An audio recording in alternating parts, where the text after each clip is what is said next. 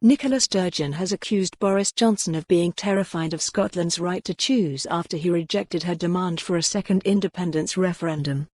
The First Minister hit out after Mr Johnson knocked back her call for Holyrood to be given the power to hold a fresh independence poll.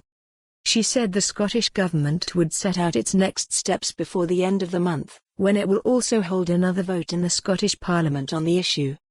She said, "The Tories are terrified of Scotland having the right to choose our own future.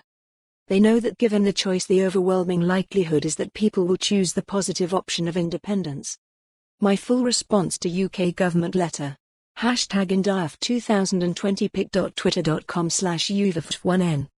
The Tories, and their allies in the leaderships of Labour and the Lib Dems, lack any positive case for the Union, so all they can do is try to block democracy. It shows utter contempt for the votes, views and interests of the people of Scotland, and it is a strategy that is doomed to failure." While today's response is not surprising, indeed we anticipated it, it will not stand.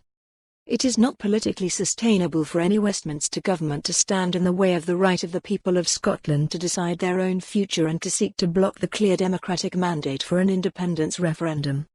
The problem for the UK government is that the longer they try to block a referendum, the more they demonstrate that the Westminster Union is not a partnership of equals, and the more support for independence will grow.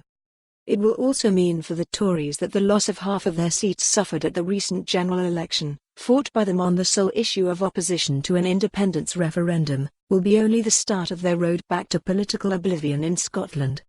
In short, as well as being unsustainable, the position set out today by the UK government is also an entirely self-defeating one.